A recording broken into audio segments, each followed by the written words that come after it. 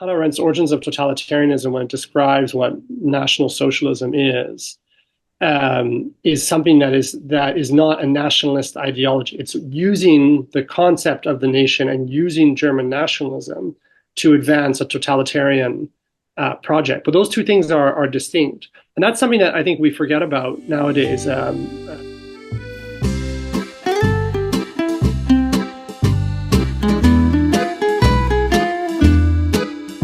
Welcome back to the Space Salvi Institute podcast. I'm Andrew Petiprin with Bobby Mixa. Bobby, how are you? Good, Andrew. Just about to start school back up, but other than that, things are good here in Krakow. Yeah, summer's winding down. It's already finished for me. My children are back in school, but you will be back in the classroom very shortly, huh? Yep. So they start a little bit later here in Poland, I think, and perhaps the rest of Europe.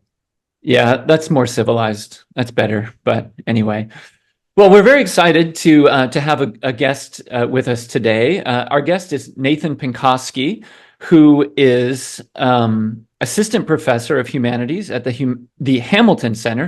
Humanities in Hamilton at the Hamilton Center at the University of Florida, and also a columnist for Compact and a contributor to First Things.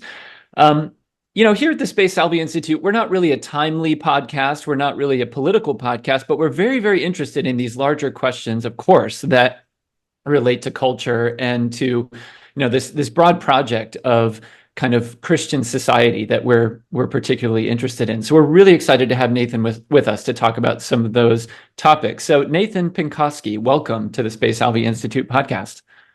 Thank you very much for having me. Look forward to our conversation. Yes, we are very much. Bobby and I have both enjoyed a lot of the articles that we've read by you and some of the videos that we've seen you in. So why don't we just jump right into it? The topic that most interested me when I was thinking about our conversation today was based on a talk that you gave, I believe, about a year ago at the National Conservatism Conference. And I know you've also written about this topic, where you talk about the necessity of nationalism and Catholicism, which is on the face of it kind of a provocative idea now that we hear all this sort of, all kinds of stuff about nationalism and Christianity and all these kinds of things. But I really loved your presentation. And so I wonder if we could just jump right in and maybe we'll drill down into it as you begin your answer. But just to start, why is nationalism a good thing, and how is it connected to Catholicism? Well, my argument was based off just a reading of the Leonine encyclicals to think about and follow that through as to what are the necessary societies. There's not just one big blob of society. There are several, and there's a supernatural society, of course, the church. There's the primordial natural society, which is the family. And then, of course, there's what we call the political community, or what is in modern times the nation. And you need all three of these to be to flourish, to be a human being oriented towards and achieving our perfection and ultimately our salvation.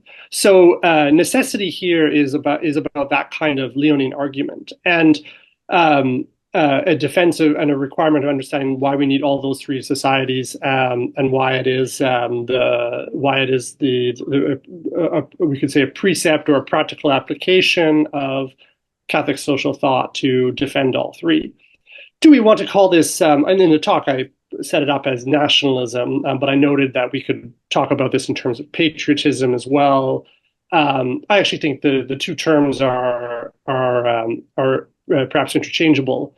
And obviously, for what you just referred to, sometimes people get uncomfortable by the name nationalism. It convokes notions of, jackboots or something like that. I think that's wrong for reasons that I hope we can discuss. I think Pius XII actually has a very timely encyclical on this comment. But what we're talking about here, whether we want to call it nationalism or patriotism, is a defense of that political community, that defense of that polity. And that's something that we have to grasp, and we have to reckon with, particularly given the challenges that confront it. here in the present and also throughout the past 100 years or so. Yeah, just to follow up, I recall in that talk that you said something like patriotism, although maybe we can use the terms nationalism and patriotism interchangeably, in some respects, patriotism isn't enough anymore.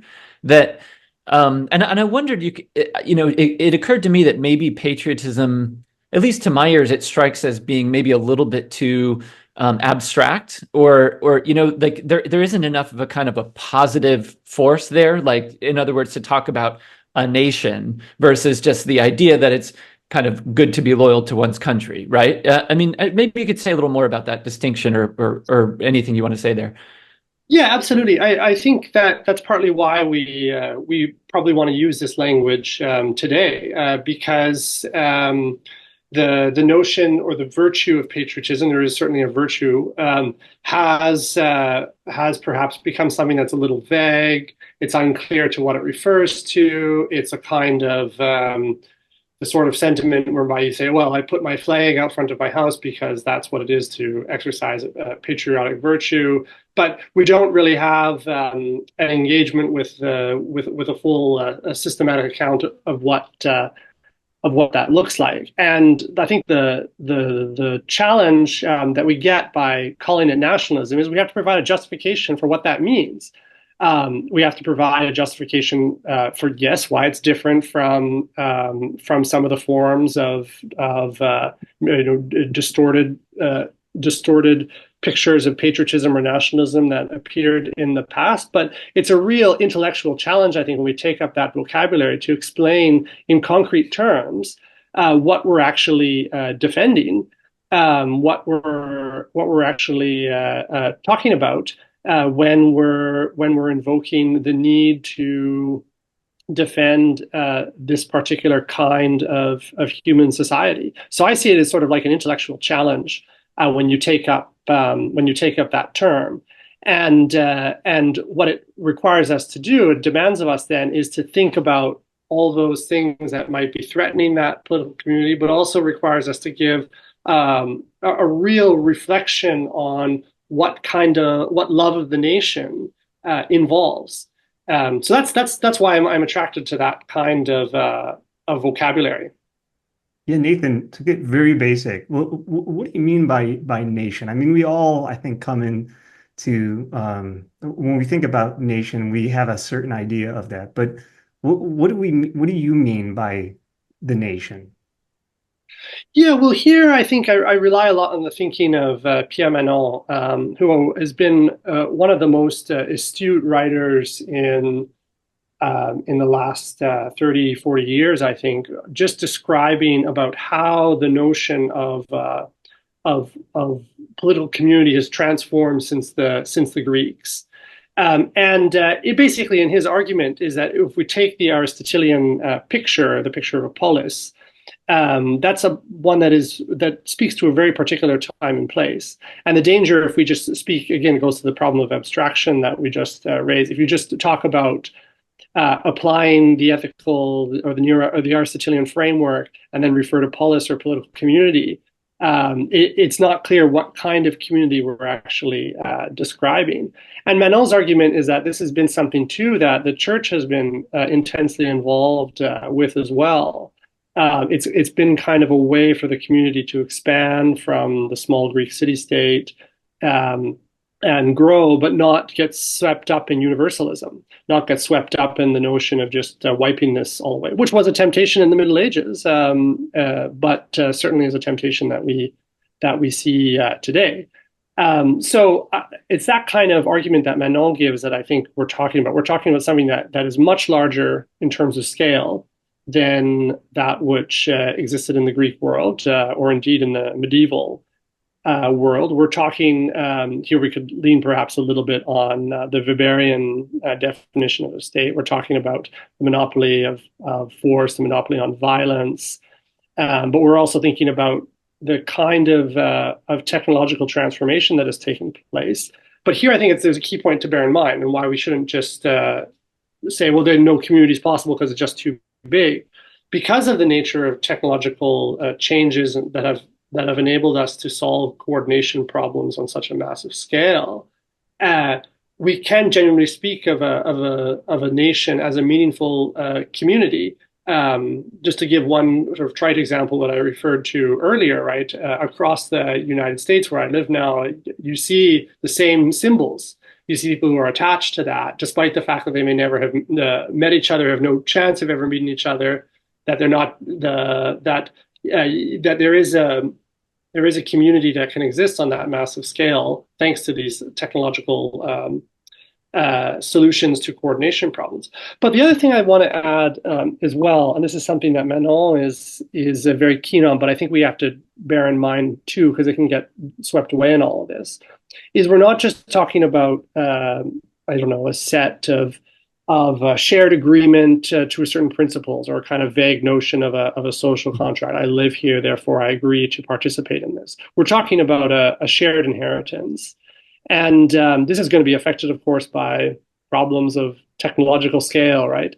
But this has shaped the way that we think about the world and shaped the way we relate to each other. I think a good example as to how this has developed in modern times is just the experience of war, the experience of the First World War, the experience of the Second World War, in the Polish case, right, the experience of occupation after the Second World War, have been critical to developing a shared national story that is not just the story of a small village here and there, right, but is actually a story shared by millions of people. And they've passed that down over several generations. And if you don't have to look very far or very hard to find how much those stories make an impression upon people, how it provided a sense of, shall we say, national identity, but also a kind of ethos about how you act in the world. Even if the ethos here, again, just to use the military example, is a suggestion about using the Polish case, right? Whom you should be suspicious of, right? Maybe the Russians don't have your best interests all the time, right? Or maybe the Germans don't too, right? But these are, I think, some simple examples that are perhaps examples we don't necessarily reflect upon, but they show that we can have a community like this that involves millions of people, but involves a real sense of heritage, a deep sense of what is important to transmit, and also a sense, an ethos, a sense of how we act in the world as one common whole. Yeah, it's interesting in the case of Poland. You know, Poland oftentimes likes to think of it has a kind of this messianic tradition in it that really picked up in the 19th century. But looking back to Israel as kind of like the model for this kind of inheritance, and also bringing one into, like you said, the story. Sometimes people accuse the Poles of almost in a way elevating Poland into something like the kingdom of God, but perhaps there's something to that though, because every Pole, and this is the big threat today, they're trying to undermine that narrative in so many respects. And when John Paul II, I mean, John Paul II, whenever he's talking about Poland and his love of the nation, and then he connects that with culture. So, anyways, it's interesting because as an American living in Poland, it's really interesting for me because Poles seem to have like I don't know, like even though the borders change, there's something about what it means to be a Pole. And that's connected to this long tradition, which starts with the baptism and all these tribes coming together, but it's like handed on in these various experiences with the enemies. But, you know, Andrew and I, we oftentimes talk as Americans. You mentioned being founded as like a nation maybe founded on an idea. And it's interesting that some of the people in the national conservative groups are saying, no, it's not just the idea. It's actually like a people who have lived here. And you use the word inheritance and inheritance. I just was thinking of J.D. Vance when he proposed to his wife and he says, I've got all this college debt and I've got a couple a grave spot for us out in Kentucky as something like I'm inheriting. So I really like that. But yeah, that word nation, and can you maybe just help? I mean, maybe Andrew, you want to pick up here, like, because nationalism, when you hear that, immediately people start to, like you said, they associate that with you know, the with a form of fascism or whatever. Maybe you can help like us better understand the difference between like the healthy form of nationalism and these other various other forms. Yeah, well, one of the things I think is just should be key reading on this subject for intellectuals who are preoccupied with this problem or concerned with this problem is just to when is Hannah Arendt's Origins of Totalitarianism, when it describes what National Socialism is something that is not a nationalist ideology. It's using the concept of the nation and using German nationalism to advance a totalitarian project. But those two things are distinct, and that's something that I think we forget about nowadays. And it's an important aspect to bear in mind. Because the danger is you just reduce totalitarianism to nationalism and think that they're the same. And this is part of what has developed in terms of our kind of mythology that has originated around the Second World War, around the post-war moment, and it's a real misunderstanding, I think, of the historical phenomenon, but also it also is something that it doesn't enable us, I should say, to grasp what the real dangers that faced us at that moment and perhaps still face us today. The one of the I think the text that I find particularly eye-opening in this respect, and it's I think important for Catholics to look at this, looking at the deposit of the Church, is the one that that Pope Pius XII wrote in October of 1939. Looking at the exact date there because it's not on my memory now, but 20th, October 20th. So we're talking about a month and a half after the invasion of Poland. Poland at this point is been more or less finished. And in this encyclical Summi Pontificatus, Pius XII goes out of his way to talk about the importance of the nation and what it offers and what kind of love it enables to be to have present in the world, enables them to be represented in the world. And I think that's a key insight for those who might be concerned about the danger of loving the nation too much, the danger of nationalism, is that in that wartime context, Pius XII thought it was very, very important to identify what a proper love of the nation looked like. Not say that this project is I don't know, toxic or is something that represents a danger, but is something that we have to actually order correctly, order properly. So that's one place I think that could help people who are concerned about the language of nations.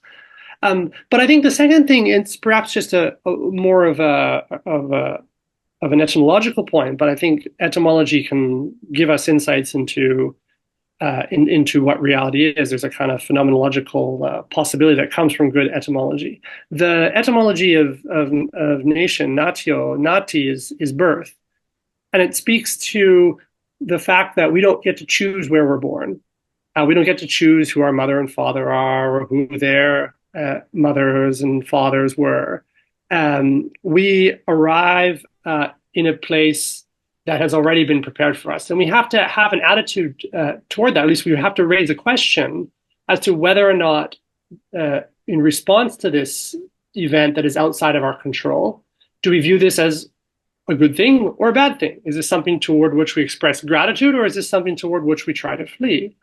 And love of the nation, I think, is rooted in this sense of being grateful toward the location where you were born, and grateful towards the people into which community you have been born.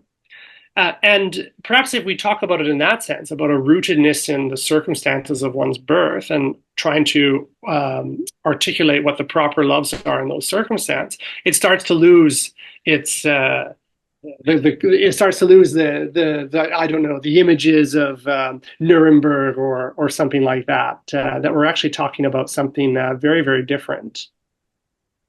Yeah, it seems to me too, Nathan, on this point, that then when you get into the practical questions that that our leaders have to deal with, it maybe loses some of the gladly loses some of the kind of sharpness or controversy. When you start thinking about a question like immigration, for example, well, no one wants to be nasty to people, and no one wants to be, we all want to be, especially we Catholics, we have a duty to everyone to be, to live in Christian charity and that sort of thing. But we also have certain sort of duties to our nation. And so, can a nation be a nation, right? When we're pondering these very questions of like one's basic belonging, like who was born where, and that kind of question. I don't know if I'm really making a point there, but maybe the point is sort of better seen in Europe now, where for generations, and I know you know a lot more about sort of what it looks like on the ground in France, for example. They're just really wrestling, and it's really almost at a crisis point, that this question of what it means to belong, what it means to sort of be invested in a place where you were born. I'll just leave that ramble with you and see if you can make some sense of that. No, you're exactly right, and this has been the tragedy of the multicultural experiment, which has been pursued for decades. It just assumed that you could immediately create just within a few years or maybe a decade or two, a new community out of peoples who were not the same. To use a more precise example that's been in the news recently in the past year, right? Take the Israeli case, right? If you change the people of Israel, you would not have the same Israel anymore. You took the Jewish people out of it. But now we see in Western Europe in particular, countries that have made this experiment with trying to bring new peoples in, that it hasn't created a community. Instead, what it's done is it's broken up the community that was already there, and it's introduced new communities. And this challenge, this fact that now when we speak about many European countries, we're actually talking about them being inhabited by several sets of people, is one which without even talking about the political resolutions to it or the policy questions, this is just the kind of reality that you inhabit. It's a new social reality, to use the Leonine term, right? There are new political communities, new nations here, and if you want to think properly about Europe's problems, then you have to recognize that this is the reality that one is facing. So, but the problem, of course, is that many people still are very uncomfortable to make that observation. That, say, to use a British example, right, that you've been here a generation or two, and you may not actually be British. That's a very uncomfortable proposition for many, because you have to then admit that this multicultural experiment, which I think in the terms of the virtues here, right, was a prioritization of universal charity at the expense of, to the destruction of, the obligations that we had toward our family and towards our community. And of course, as you alluded, the proper response, and it's there, by the way, in Pius XII's reflections on the subject too, is that universal charity exists alongside. We have to make sure that all these domains are properly ordered. So what we see is the realization of a whole experiment in which didn't bear those other aspects in mind. Now what we see is communities whereby people are unable to achieve flourishing. There's not a common good that they can realize for, and the various protests that you see in Western Europe and elsewhere that speak to this, or the political transformations that have to do with reflections on multiculturalism, why more and more politicians are hesitant to say it, speak to this, seeing this phenomenon for what it is. Nathan, you wrote a good review of one of Francis Fukuyama's latest books. And I think that maybe came out like a year ago, your review through First Things. But Francis Fukuyama, maybe for our listeners, maybe could you describe who he is, how he got famous with his one book, and I think it was in the 90s, and where you see him kind of going today, and why he's actually a representative case of some things. I thought, and one thing in particular, what I thought was really interesting in your review was when you brought up Plato's Republic, and the three needs that are there, and the last one, which was like I believe thumos, and what Nietzsche in particular thought about liberal democracy and how that was going to maybe create the last men. Maybe you could say something about that. I thought this book review, which I was not expecting to be so long, but I thought it was fascinating. I mean, I was going through this. I'm like, okay, this is a book review, but yet, I mean, my gosh, this is a substantial article. So I was hoping for, I mean, you just laid out so much that maybe it could just be an article in and of itself. Well, thank you. It's always a great thing for an aspiring intellectual to hear. That your article was really, really long, but I enjoyed reading it. There was so much there. So perfect, the perfect compliment. But yeah. So Fukuyama was famous for an article he wrote in 1989, at the end of history, which spoke to this notion that with the fall of communism, liberal democracy was the only universal ideology left in play, the only one that existed. And it didn't mean that every country in the world was going to be liberal democratic overnight. That's not what he thought. But that every kind of argument that people would make who wanted to make an argument for in some kind of universal language or couched in universal language, the legitimating language that they'd run to would be the language of liberal democracy. And you see even autocratic states would make these kinds of pitches. But yeah, as you said, he followed this up with a book in the early 90s, The End of History and The Last Man.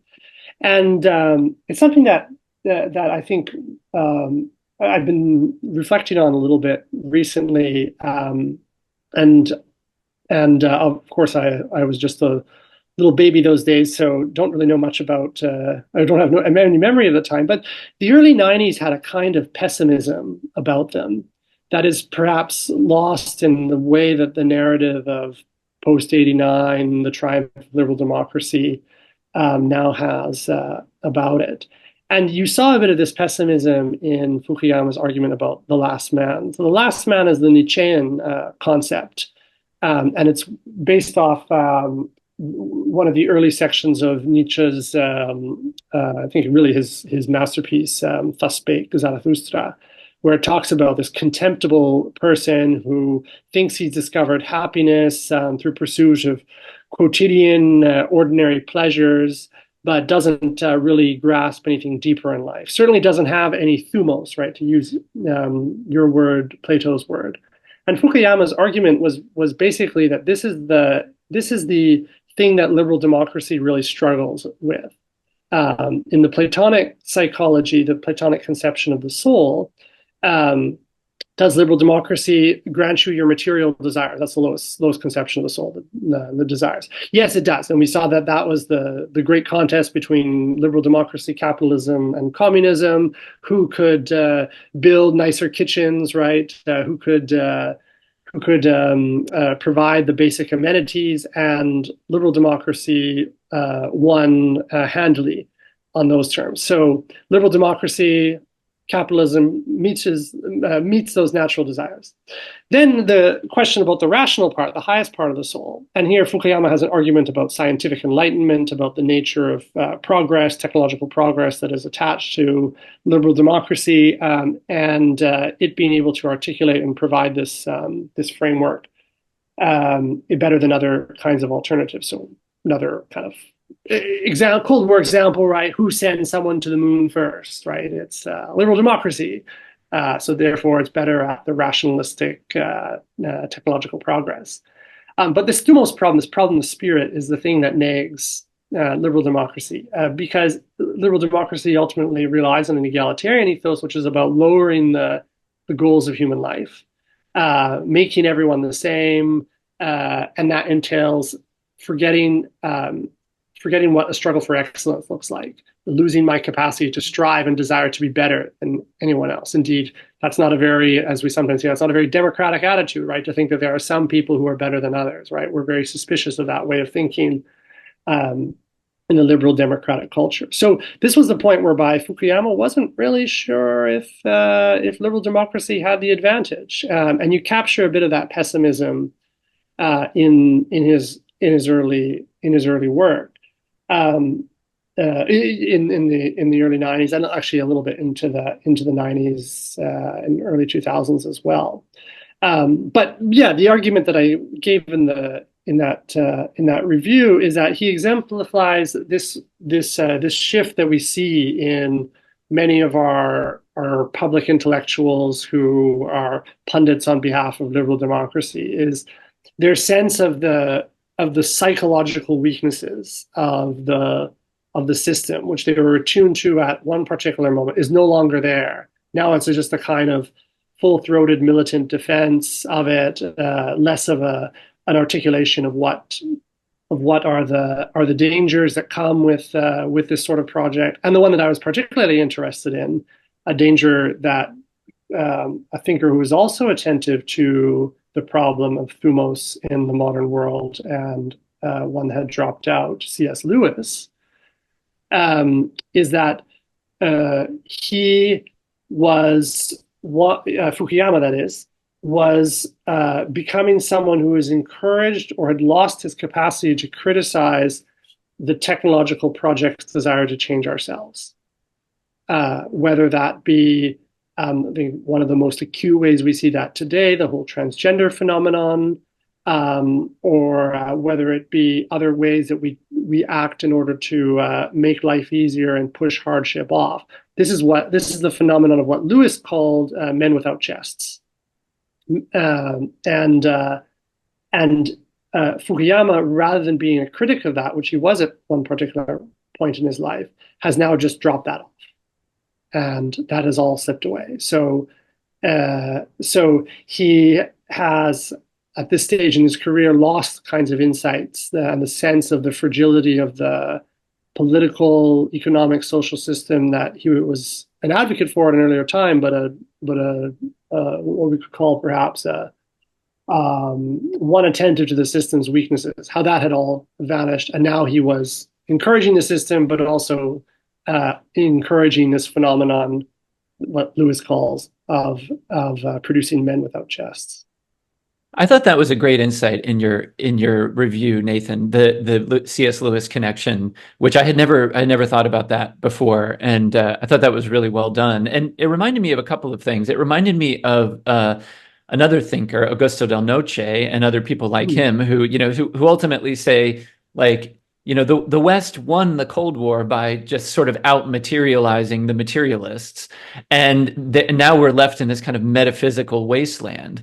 And that seems to be exactly what C.S. Lewis saw, that was going to happen. And I guess I'd love your thought on whether that realization, maybe people aren't even conscious that this is what's kind of motivating them when they're thinking along the lines of things like nationalism now. But I mean, we know we need we need to find the right ground, so I'm just wondering if kind of nation and church and some of these things, are areas where people are sort of looking anew to find those things. I mean, I'm generally pessimistic about a lot of these things, but I'm also a man of hope. I mean, that's part of what our project is all about, is hope. And I am hopeful that there are people who are thinking about the nation and the church, among other things, as a way to kind of find their way back to being grounded in the right thing. Whereas we, for generations, we're just sort of waking up to the fact that we were kind of, our prosperity, our success, all of these things were kind of rooted in the wrong thing. Yeah, absolutely. This is part of the phenomenon I think that one is seeing. I mean, look, we have to face to bring the immigration question into it, right? We have to face a fundamental choice here, and I think it's not always spoken about directly, and the temptation is to knock it away. But and it's simply this: that if you want to preserve a sense of nationhood, you will have to stop mass immigration, but that will require you to accept perhaps a lower standard of growth, probably a lower standard of growth. And many of the arguments that are given in Britain, in Canada, and the US is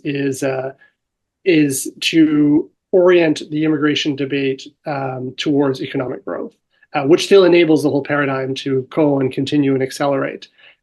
Because you're saying, well, yeah, there may be some cultural problems, but we do need to make GDP line go up. So everything goes in that respect. But I think we're now seeing at least people who are becoming more skeptical in some jurisdictions, in some nations, of that kind of argument.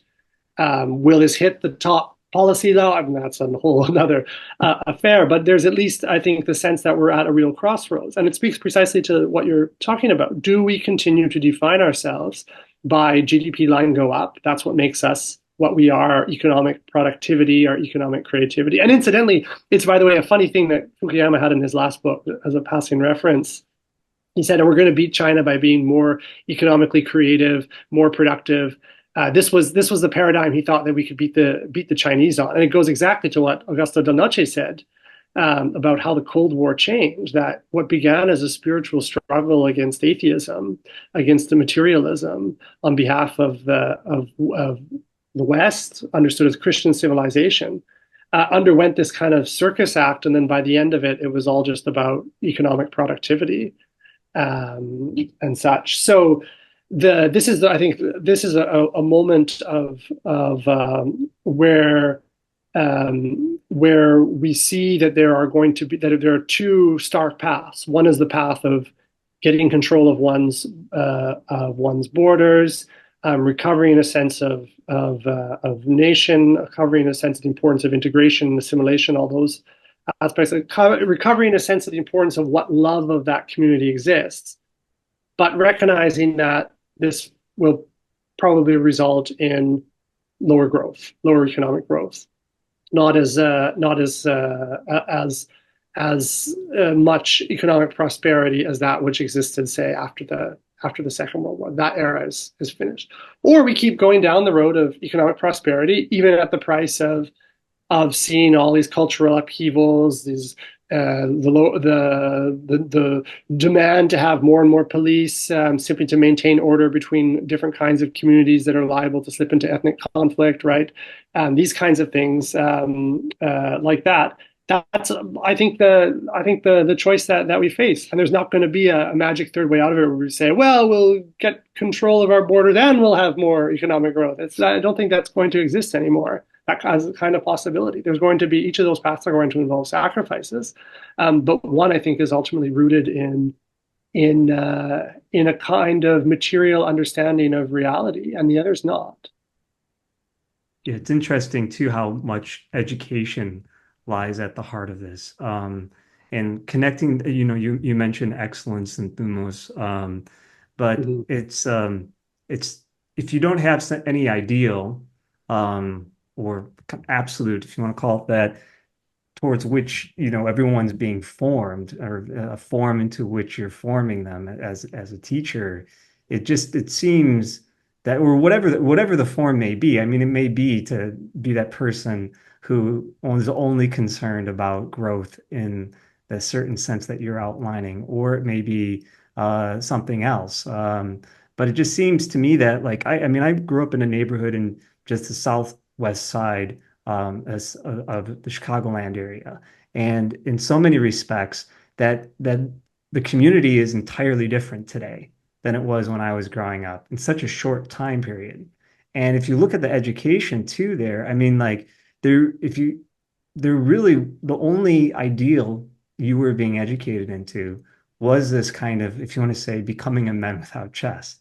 And Mhm. there was such a fear of, I remember my teacher's reaction of any type of striving for perfection, into which everyone, no matter their background, could be a part of. Like things you mentioned Plato. I discovered Plato when I was in high school, and I was so interested in that. One of my teachers thought this was, I mean, he was freaking out. He thought I was going to be getting into these things from the past, and eventually I would become like an integralist maybe of some kind. But there was just too much of this of that, and so it just seems to me that like part of like the forming of the community, the role that the educators have had in that, and now you see the role that universities have in shaping these communities, being concerned only about, you talk about Francis Fukuyama's concern about the inner man, and this understanding of autonomy that how can you have anything like a community based on that?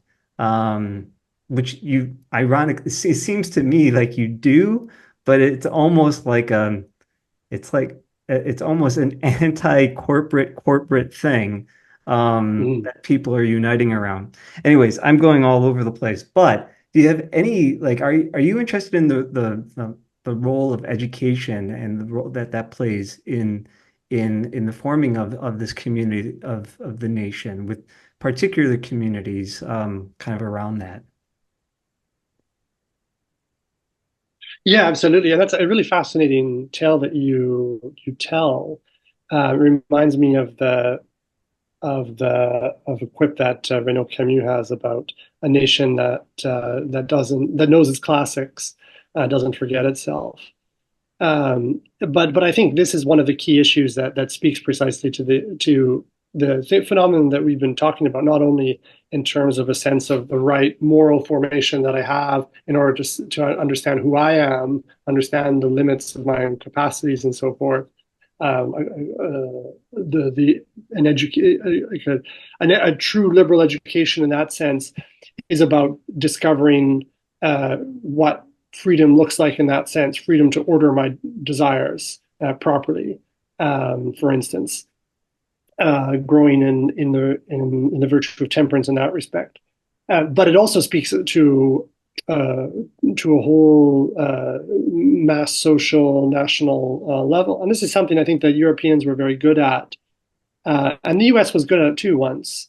At least for a while, of having a sense of classics and trying to transmit them and put that in to the kind of shared inheritance that everyone would have. You would have, no matter what your profession was, you would have people who all knew the same authors and knew the same poems. I was in Italy once for a seminar a few years ago, and you had around the table, I think it was a plumber and a teacher and someone else who I can't remember exactly what he was doing, an administrative business of some sort. But it was a lovely little moment where one of them began reciting a poem that everyone else finished, and it was a lovely moment to see that kind of education persist, despite the fact that these people all had extremely different professional backgrounds and had gone. Not everyone had gone to university. But then I thought, is there a single poem that anyone could do in the US? Well, okay, I was born in Canada as well, so I thought of that. But is there even one? Is there even that we could think like that? And that Probably a would come to pop mind. song. I mean, Exactly. That's what the substitute has become, right? And that speaks, I think, to the kind of problem that we face. So the need to impart an educational spirit that is not ashamed of the past, that tries to encourage the study of that tries to encourage and build up a canon to transmit. These are some of the most important tasks that I think that we can engage with. And yes, I tend to share the pessimism that you alluded to earlier, Andrew. But one thing that I am optimistic about in the U.S. is just how vibrant the classical schools movement is, and I think that is something that you don't have in Europe, for instance. In Europe, there is a kind of stagnation about working with the existing state structures and running into basically a wall every time you try to do something real. Mhm. But in the US, you see how much the classical schools movement has taken off. and what kind of education it's providing, not just to a few thousand here and there, but reaching now, I think, into the millions, you could say. Then you can see that there's a process of recovering this.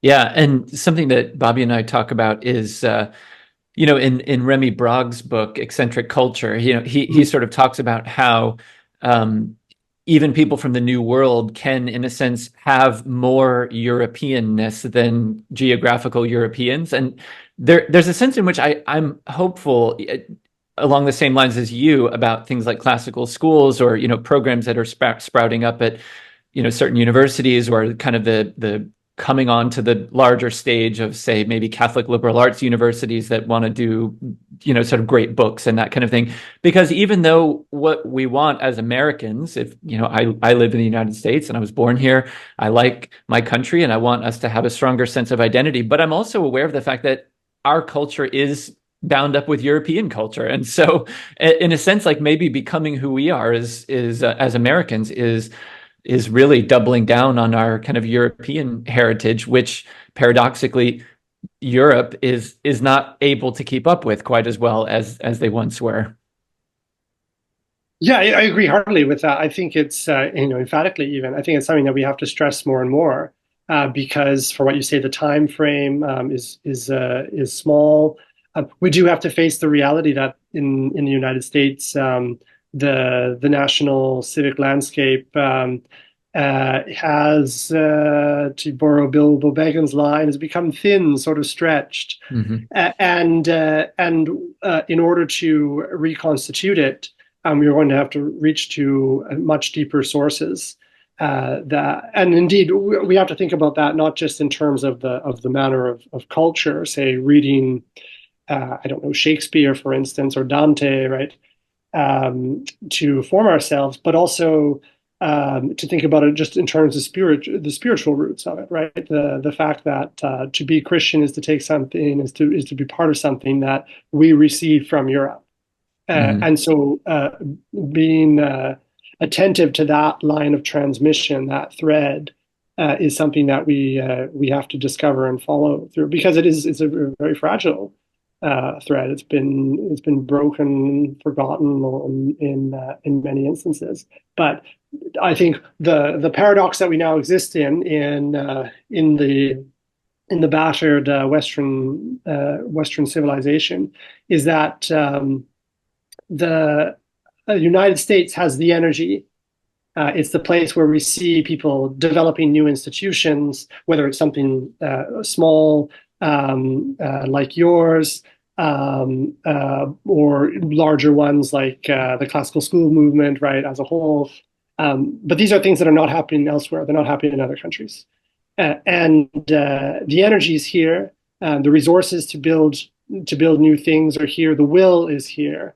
But the depth, the intellectual resources, the kind of intellectual treasures that are dusty and perhaps have been forgotten about are not here. They're back in Europe, and so we have to find a way to bring these things together. Well, hopefully we can play a role in that. I mean, I'm always impressed. I know Poland is never really upheld, at least by Americans, as being this great treasure trove of culture. But the more I delve into Polish culture, and Nathan, I think you've been to Poland. I mean, your last name is obviously it's Polish, right? Yeah, so I must confess, though, I've only been to Poland once. So this is perhaps I represent you, in a sense, you represent the good side, the possibility of what can come in this kind of this division, this transatlantic division that I've noted, because you're running this institute. You also have one person in Poland, right? This is the sign of the good side. But I'm the side of what's been lost, because I'm 3 generations down from Poland. I've only been to Poland once. I don't know any Polish, so much has been lost on my sense. But I think exactly what you say, that there is. I know very little about it, but what I've been able to learn about Poland, and about about some of the things there. Just on my short visit was stunning. It's discovering a nation, right?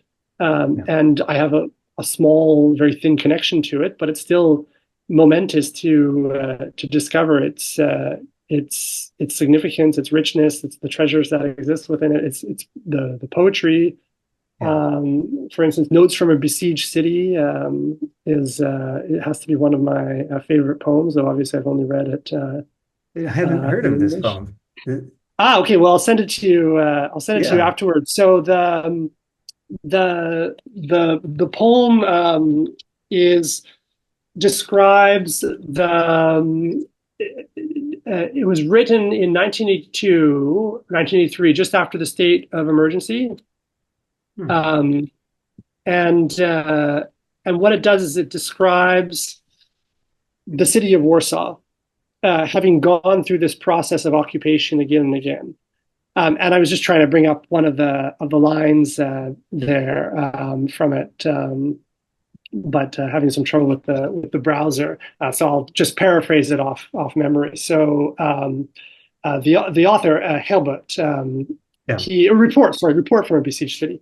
Okay. He describes this process of Poland and the city having undergone all these different levels of occupation again and again and again. And at the end of it, the poem says that even if the city is destroyed, even if we lose the siege, we shall go on and we shall be the city. But that it's that collective sense of memory that has been put down, that there's a willingness and energy to transmit even in the harrowing circumstances of occupation and destruction. Yeah. So, Report from a Besieged City. And that's by Zbigniew Herbert? Zbigniew Herbert, yeah. Okay. It's interesting, just two different tendencies in Poland. Maybe not different as much, they're maybe not that different, but Herbert and Miłosz, I guess they famously were friends, and then they used to get into these big fights after drinking a little too much vodka. And Herbert, was kind of typical like patriotic Pole. And probably supportive of something like the Warsaw Uprising, whereas Miłosz was very skeptical about the uprising and really what it did. And you still have this played out. Like I would say that really much describes a lot of the difference between the left and the right here in Poland today. Is it like what's their stance on the Warsaw Uprising? Do you take a stand despite knowing that, you're probably going to just get wiped out? Anyways, it's interesting. Families still, I mean, I even know my wife's family, they still debate this, and my wife's brother sometimes is for and against. But it's interesting that Herbert, though, too, if you look at his poetry, I mean, he's constantly referencing the Greco-Roman tradition. I mean, it's just, and even then his Mr. Cogito stuff, it's all just kind of taking the inheritance of the past and grappling with it. But I have to take a look at that. As Zbigniew Herbert. Thank you, Nathan. But we'll have to bring you out here to Poland sometime. Please, I'd be delighted to return. Yeah. Oh yeah, well I'm sure you'll get a lot of like hugs and kisses from some babushkas with a last name like that. So. Well, on that note, we better go ahead and wrap up our conversation. Nathan Pinkoski, welcome. I've already said welcome. It's time to say the opposite. Thank you for being with us for this hour. And there's lots more we could discuss, but I think this is a really good start. And we're just really delighted that you were able to come on and talk about some of these important topics with us. So come again soon. Well, thank you very much for having me, and all the best with you and the work of your institute. Thank you. Thanks so much. To all of our viewers, listeners, to everyone who is following our work, please do continue to rate and review the podcasts you listen to, share them with friends. Check out our website, spacesalviinstitute.com. Sign up for our emails so you don't miss anything. And check out our brand new Instagram account where we're posting all kinds of interesting recommendations, photographs from exotic locations like, for example, Krakow, Warsaw, Dallas, places like that. and give us a like and a follow over there. So until next time, God bless and live in hope.